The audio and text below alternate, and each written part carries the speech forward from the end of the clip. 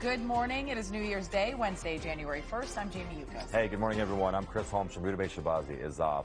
We're waking up to some devastating news. Yeah. Breaking news in New Orleans. A man rammed his pickup truck into a crowd on Bourbon Street. It's killed 10 people, injuring dozens more. And we're now learning the suspect is dead. KCAL News correspondent Jared Hill is live in New York with the latest details just out this morning. And Jared, things keep changing. Yeah, that's right, Chris and Jamie. So we have some new information actually just within the past couple of minutes. I'll run through here. We do know that President Biden has called the mayor of New Orleans about this. Also, we know that according to multiple law enforcement sources, a long gun has been recovered from the scene of the crash. The FBI as well as police in Louisiana and New Orleans are searching the vehicle for any other weapons there might be. Also, there's this question of these IEDs, these explosive devices that were reportedly found at the scene and potentially in other parts of the French Quarter in New Orleans. The big questions here that we are waiting to hear from investigators are, were those viable? Were those connected directly to this attack as well? But to get a bit of a rundown of what we know at this point, around 3:15 this morning Central Time, police say that a man sped through Bourbon Street in a pickup truck. 10 people now are dead. Over 30 others are injured, haven't been taken to the hospital. Police are saying that the driver, a man, was, quote, hell-bent on creating carnage. They say that he drove around barricades that were meant to stop vehicles from going through this heavily populated pedestrian area where there were a lot of people out last night. Also, they say that he started shooting at police. Police fired back. Again, as you mentioned, that suspect is now dead. We don't have a ton of information about the circumstances of his death. Authorities also have not given many details or really any details on his identity, a possible motive, but we do have some sound from the scene earlier. Take a listen. Communications to Engine 29 and all units heading towards KCAL and Bourbon. We're going to move to 5 Road 2. You're responding to a mass casualty incident. A vehicle ran through a crowd of people. There's multiple injuries, multiple casualties. They need you at KCAL and Bourbon. I have been in direct contact with the White House, with Governor Landry, and of course a unified command who is present here. What I'm asking at this time are prayers for those who have lost their lives in the city of New Orleans due to this tragedy. At this point, I know nothing. I know just as more, you know more than I do. I'm waking up to it, and I'm in shock. And so that was a resident there of Bourbon Street. I think one of the interesting things about this part of the country, about this part of Louisiana and of New Orleans, is that not only is this an area where there are a lot of bars and restaurants and people kind of out celebrating, this is also a residential community where you have a lot of people living. And so there are lots of, feelings of uncertainty that we're hearing from folks who live in the area, who are celebrating in the area. Also, tons of questions about what potentially could have been done to prevent this. Again, we know that there were these bollards, these partitions in the road to try and stop something like this from happening. But again, at the same time, there has been a lot of back and forth with people in New Orleans and on Bourbon Street to make sure that this is not completely closed off to vehicular traffic because people live there, because the businesses need to be able to get supplies in and out, to be able to continue fostering this spirit, this environment. So moving forward, as we continue to go through the investigative process and looking at what can be done to prevent something like this, there are those questions of what sort of infrastructure changes might be needed in the area to stop this from happening again. Yeah, and there's a lot of people celebrating there right now. Also, you got a lot of college football fans going there. The Sugar Bowl, that's set to take place today. Do we know anything about that at the Superdome? How will that impact things?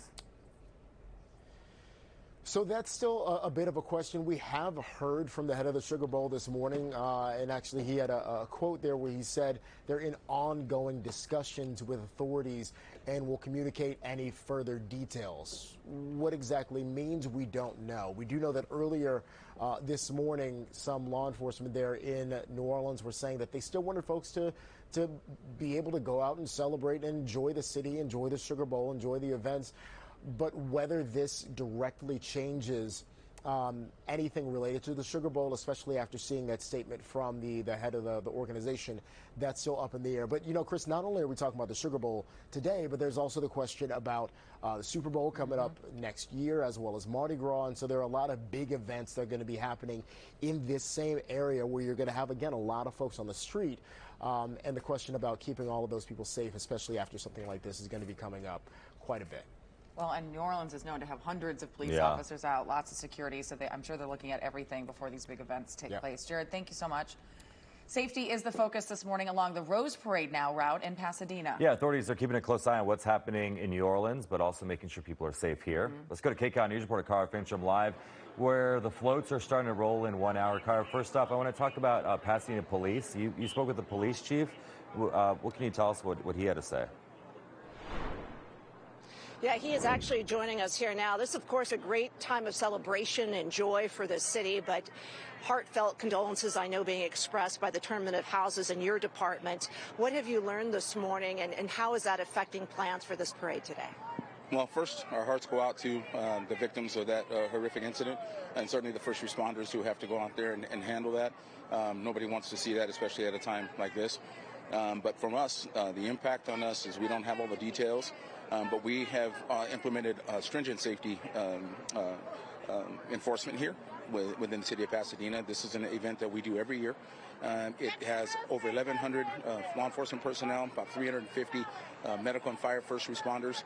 And so we're working with our local, state, federal partners to ensure a safe event here in Pasadena. There hasn't been anything that we've deduced in our intelligence gathering that connects what happened in Louisiana with Pasadena. We're fully expecting to have a very safe event. And fortunately, Mother Nature is cooperating with us, so that's also a benefit. But we're looking forward to a great event here in Pasadena. I want to let Victor pan down the block. You can see the huge crowds out here. This is Colorado, and you're explaining that one of the big security measures that you have in place are these called Meridian blocks that are at some of the entrances. Yeah, the security mechanisms that we have in place at some of the inlets to the Colorado parade route they're called Meridian barriers, and what they are is a physical barrier to keep vehicles of any kind from entering into the parade route. You may remember last year we had an incursion where a vehicle attempted to come through one of those barriers into the parade route, and it stopped that vehicle and protected a lot of folks. So we swear by those. They've been very effective for us. And at intersections that don't have those, we have it manned with a significant physical presence. So we've learned from some of our events in the past how to make sure that those efforts are robust, and people will see that if they're here on the parade route. And we did have some video we wanted to show our folks at home of that incident from last year. I think it's important to note, you and I were talking earlier, that there have been no major security breaches during the parade's history here. I'm unaware of any major breaches, but every year I'm sure that we have people who, might choose to come in and do some things that they shouldn't be doing. But we react to those things. We pay attention to the after action and try to make sure we learn, especially from our perimeter and security presence. We want to make sure that we learn even from the smallest of lessons so that it doesn't turn into something major. But fortunately, we haven't had anything major, and we expect this year to be the same. In years past, I've gone to some of these sessions. You have the heads of all your departments there, and heads of departments from surrounding areas as well, federal agencies, talking about every possible scenario that could occur. Well, as you can imagine, with any event that has upwards of 750,000 people in one place, trending towards 1 million people in one place at any one time, and the other events associated with this, that security is a primary factor. So to secure an area this large, both the airspace, the ground space, certainly the curtilage around this event, it's very, very important that we interact with all of our federal partners, our state, local, certainly our county partners. You'll see plenty of those around today. It's important to make sure that we're including them because safety is everybody's concern. And the planning is such a significant event that starting tomorrow, we'll start planning for next year's event. That's how significant it is. Chief, thank you so much for your time here this morning. We know you're on the job this morning, so we'll let you get back to it. We want to toss things now over to Elise, who is at the other end of today's parade route.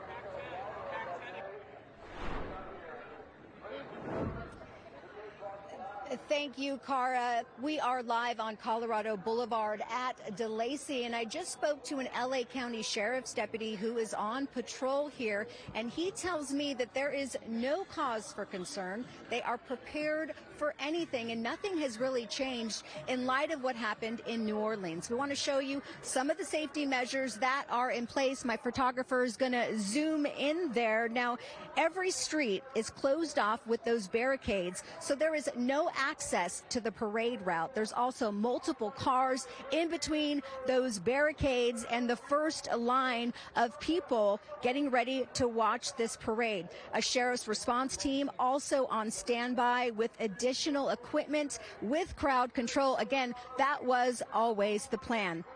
All right, so we have people coming in from all over the country, and a lot of them that I talked to told me that they feel very safe. We're joined by a family decked out in green from Oregon near Portland with AJ Christensen. You came all the way from Oregon. What is so special about this parade? We came for the parade because it's all of our first time here, and we also came to watch the Ducks in the Rose Bowl game. So.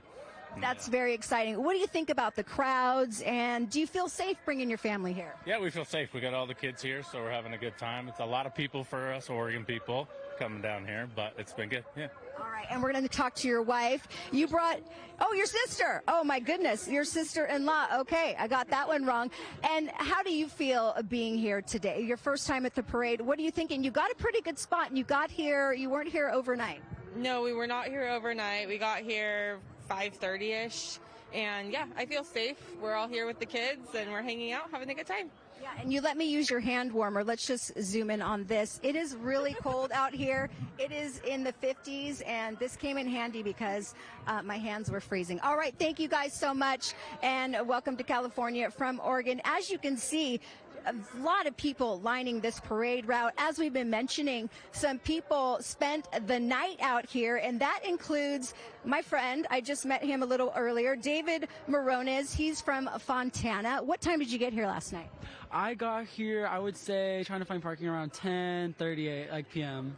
I've been here pretty late. And did you sleep upright in these chairs? Did you get any sleep? Yeah, we reclined back. I was reclined back the whole time. And you told me that you were seeing a lot of officers walk the streets. You felt really safe. Tell me about that. Yes, there was like a lot of officers around us, and then like every 10 minutes the cop cars would just go up and down. So I'd feel like pretty safe, but that doesn't stop people from like doing things. Because as I was like reclined back, some man approached me and was like, "Oh, I got you," and like proceeded to like cover my face. Oh. Well, that's a little weird, but other than that, you feel safe, right? No, yeah, I definitely felt, if anything major happened, I could be like, "Hello," and then like they would come and like probably take care of it. All right, thank you so much. You're going to hopefully enjoy the parade. Now, we do want to let you also know that there is at least 1,000 officers here, some undercover, patrolling the streets on the 5.5-mile route. So their safety, of course, is a concern. But again, that LA County Sheriff's deputy told me that they're prepared for anything, and they are ready. I'm going to send it back to you. All right. We hope it stays that way. Elise, thank you. And stay with KCAL News on air and online. We will have continuing coverage of the deadly attack in New Orleans and safety concerns for the Rose Parade. At 7:30, we're going to talk live with the founder of the National Security Institute about preventing and responding to terror attacks like this one.